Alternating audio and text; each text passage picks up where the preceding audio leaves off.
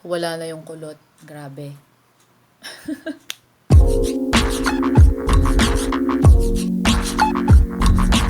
Hey guys! So, nabasa nyo naman siguro yung title, pero I will be doing the first time a makeup review of a cosmetic line? Tama ba? I don't know. Hindi ako expert. Disclaimer, I am not a makeup expert. I am not a makeup guru. I am not a beauty vlogger, nor do I know anything about makeup. Ang alam ko lang sa makeup ay ang pinaka-basic, which is powder, foundation, lipstick, and that's it. I just recently learned how to put eyeliner on my eyes. So, yeah. So what you're going to hear from this review ay ang pinaka-normal comments from a very normal ba ako? Charot. Ano ba? Basta ang maririnig nyo sa review na to ay comments from a person who has no knowledge. I mean, may knowledge naman ako, pero has little knowledge about makeup. So, yeah. Yun ang pinakamalaking disclaimer na ilalagay ko ngayon. Also, I am now using a different camera kasi I recently bought my first ever official vlogging camera, which is the Canon M100. Dapat M50 yung bibilin ko, pero kasi limited ang budget natin. So, yeah, M100 lang muna yung binili ko. Wala namang kaso yun. Okay lang. Magagawa ko na rin yung ganun. So anyways, a very quick introduction about Clissora Cosmetics. Clissora Cosmetics, wait lang, may script ako. Clissora Cosmetics is an all-natural and cruelty-free cosmetic brand from Philippines. So obviously, local-based siya. And she was launched, Clissora was launched this May 1st, 2019 by Binbining NICOLE and Lulaby. And yun, I think ang pinaka maganda about Clissora Cosmetics is ina-emphasize niya yung pagiging natural and cruelty-free niya. And ang pinaka plus points niyan, it's local. So, support local. Yeah. So, ano bang gagawin ko sa video na to? Charot. As obvious as it is, I will be reviewing the latest line of lip tint and lip balm na meron ang Clissora Cosmetics. So, this is the... Wait lang. This is what Nicole sent me. Silaw. Ito yung lip balm. Wonder Balm pala. Sarot. Pwede ko naman buksan, di ba? And this is the lip tint line. Ito yung 5 shades niya. Yeah. Masyado ba masilaw? So, ano to? Card. Oh, yes, oh. Oh my God! May ganito! Hindi ko to alam. Hi, Jessa. We're so fascinated with your content. And it's an honor to work with you. We hope you like these goodies as much as we do. Stay awesome. Ito yung nauna niyang nirelease, which is the Sweetener lip tint. Ito yung una niyang nilaunch kasama kaming 5. And yeah, I've been using it sometimes kasi hindi naman ako naalis lagi. Pero ano siya, super dali niya talaga. Super dali niyang gamitin, and yung phrase na one swipe lang, yeah, yun daw yun. So, ganito ang gagawin ko. I will try on the lip tint. Tapos, I will insert a clip kung saan ini-swatch ko siya. And, yeah. Alam niyo na yan. Hindi naman ako unang gumawa nito eh. Actually, ang pinaka na-appreciate ko dito sa Sweetener is pag tinatanggal mo siya, mag-focus ka. Pag tinatanggal mo siya, meron siyang yung, baka matapon. Meron siyang yung parang pinipiga niya na to. Kasi di ba pag nag-aano tayo ng lip tint, ginaganon pa natin sa gilid. Pero ito, meron na siyang yung, parang, hindi ko ma-explain eh, pero kasi kamatapon kasi. Ayun no, ganin yung butas niya. Ang graphic nun, sorry.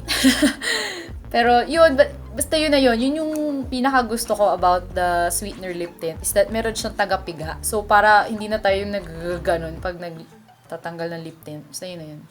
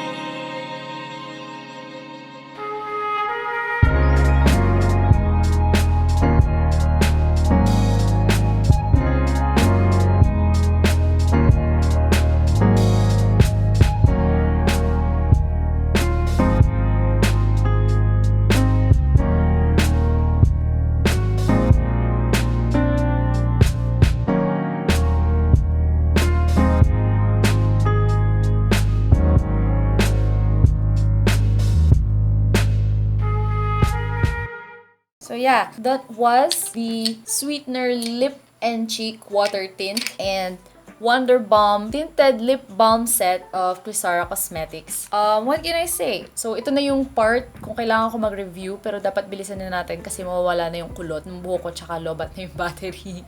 So, yeah. Ang Sweetener Lip and Cheek Water Tint. Di ko alam kung nabanggit ko kanina, pero yeah, it's water tint. Habang nagsuswatch ako nito sa labi ko, di ko alam kung tama yun. Nagsistay siya sa labi and mahirap siyang tanggalin kahit ginagamit ko na yung makeup remover ko. And that's actually a good thing for me kasi parang kung hindi siya natatanggal ng makeup remover, ibig sabihin, long-lasting siya sa lips mo. And it's a lip tint. So, parang, ayun, madali nga siyang ilagay sa labi mo. Napakalinaw nung review ko, diba? Ang galing ko.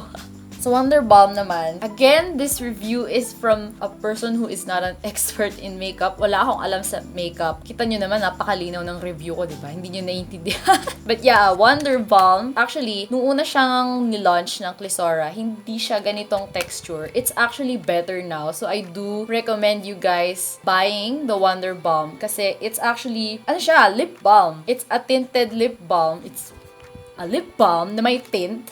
So, parang 2-in-1 siya. May color siya. Pwede siya maging lipstick. Pwede rin siyang lip balm, which is a good thing. And gusto ko lang i-mention kasi, yun nga, nung una siyang nilaunch, medyo matte yung texture niya. But then, ngayon, yung bagong Wonder Balm is more on yung texture ng lip balm. So, I do like this new Wonder Balm set. So, I cannot recommend it enough. If you like tinted lip balms, I highly recommend please buy Wonder Balm. Kasi pag i-compare ko siya dun sa unang version ng Wonder Balm, matte nga siya. Parang mabigat siya sa labi. Compared dito sa bagong Wonder Balm niya na, yun nga, may texture ng lip balm. So, parang hydrated. Yes, hydrated. Hydrated yung lips mo. Tapos, may kulay pa. So, parang kang naka-lipstick and naka-lip balm. So, self-care. Charot! So, tatapusin na natin to. Sana naintindihan nyo kahit paano. And if you are interested in buying any of the Clissora Cosmetics Sweetener Lip Tint or Wonder Balm Tinted Lip Balm, I will be linking below the Instagram, the Facebook, and the website where you can buy. Nilagay ko na lang dito. Instagram, Facebook, and the website if ever interested kayong bumili. And if you are from the Philippines, I do highly recommend that you buy. Again, it's natural, it's cruelty-free, and most of all, it's local-based. So, hashtag support local. Yeah!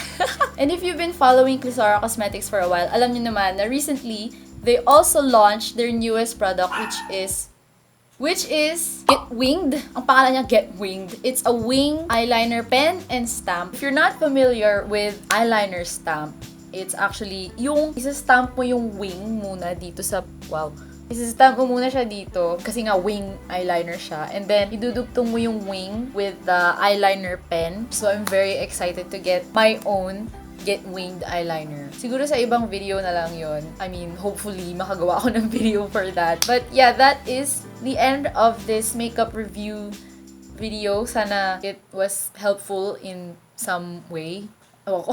Again, thank you, Nicole, for sending me the current lip products that are currently available in Clissora Cosmetics. Again, if you are from the Philippines, I am encouraging you. It's natural, it's cruelty-free, and it's local-based. Di ko alam kung tama yung phrase na yun, pero Clissora Cosmetics PH, the Instagram, the Facebook, and the website if you're interested in buying some of that. And yeah, paano ba mag-ending ng video ulit? Hindi na ako sanay. Wonder Balm again, and the Sweetener lip tint. And yeah, thank you guys so much for watching, and I'll see you guys in the next video. Bye!